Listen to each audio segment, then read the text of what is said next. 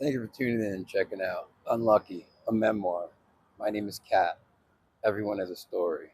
This one just happens to be mine.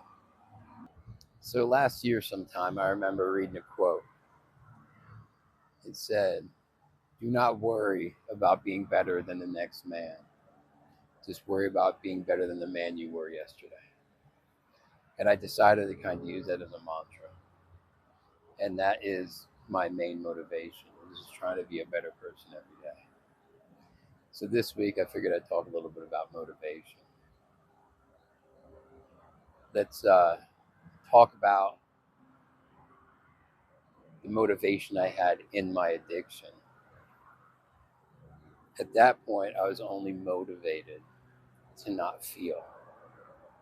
I didn't want to feel anything, especially the pain, the loss, um, nothing. So I went into drugs to help numb those feelings,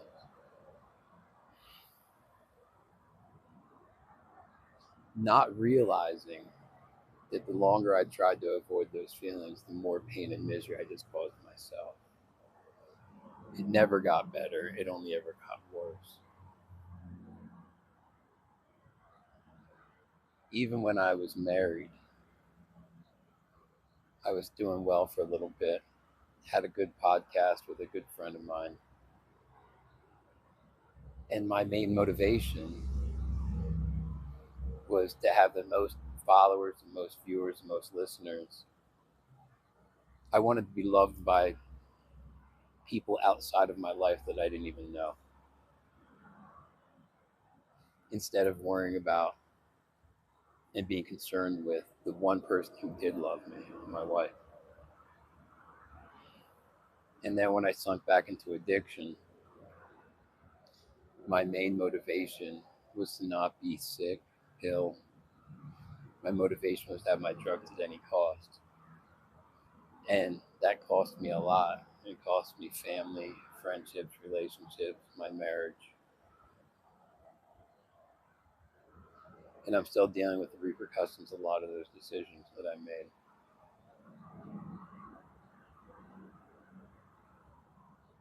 Drugs and my addiction turned me into an absolute narcissist because it was all about me. My motivation was to make sure I was fine, not anybody around me. And I would get upset because you wouldn't realize how important it was that you should be helping me. You should be getting me money so I can get drugs. You should be helping me get money to get drugs. You should be helping me go get the drugs. You should be helping me locate somebody who has the drugs. No matter what it was about me.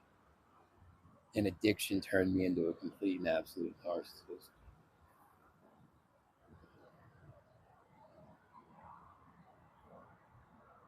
That motivation was destroying me. So I guess what I can say is be careful on what you have as motivation. And I think I may have shared this in an earlier video, but in my recovery, I had to take motivation and turn it into dedication, turn it into something different. Because motivation will come and go, it'll fade. It's not always going to be there for you. So you have to take the motivation while you have it and turn it into something else. I turned it into dedication. I turned it into a different neural pathway where if I don't follow through and do the things I'm supposed to be doing, I feel a pain. It hurts me to think about not fulfilling the goals I set for myself. So, a great book that I read multiple times, given away a million copies of it. First time I was ever incarcerated, left my cell to go to the library. And it wasn't to go get a book, it was to get out of my cell for a while.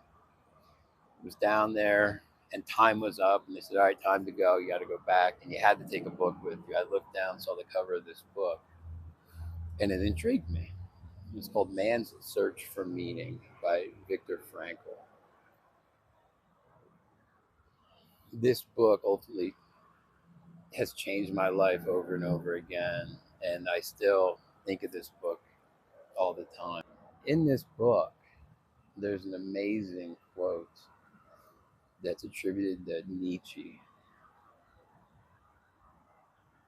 He who has a why to live can overcome almost anyhow. So the motivation that I have today isn't so much not to feel pain anymore. It's to be a better man every day. And that's been my mantra for the past year. Because I used to be so concerned with being smarter, being better. It was always a comparison game for me. It was never just about me. And like with the podcast, I wanted to be famous. I didn't want to do anything to get there. I just wanted it to happen. I used to sit around waiting for life to happen to me. If only somebody would just give me X amount of money. If only somebody would just help me. If only somebody would just do this instead of getting up and doing what I needed to do to get there. The motivation originally in my recovery was I didn't want to die. So I don't know if I shared this before. I think I did. But when I was in that basement and that storage room, I prayed to a God that I didn't believe in at the time to let me die on a daily basis. And then when the realization hit me that I really was going to die alone in that basement, that's when I decided I didn't want it anymore. And my motivation became survival. And in the midst of that survival, I made a decision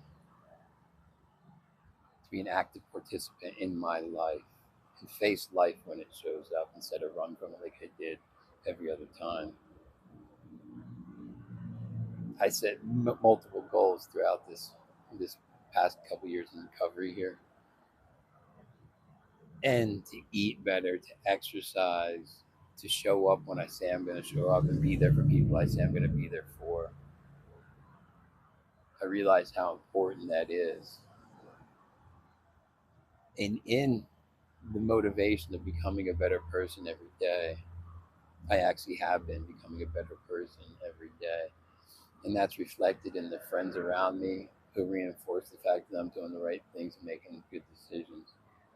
The job opportunities that have come my way, other opportunities like I'm getting to go back and speak to the donors of an organization and tell them my story. I was told another organization used my story to file for their end of the year grants because I'm one of their greatest success stories.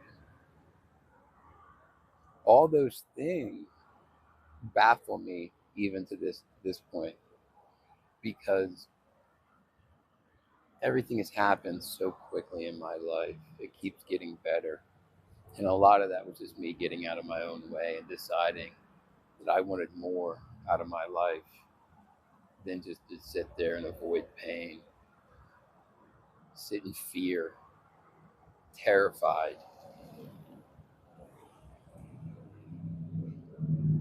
And it's amazing how much power there is in admitting my weakness, in admitting my fears.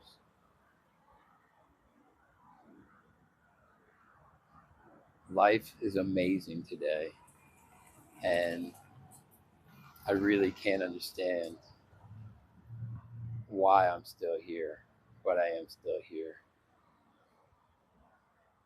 And because other people decided to help me, that's why I continue to do my best to help other people. Hopefully, I'm helping somebody with these videos. I know I'm helping me. I want to thank you all for coming along on the ride and the journey.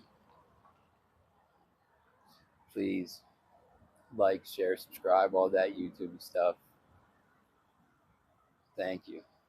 See you again next week.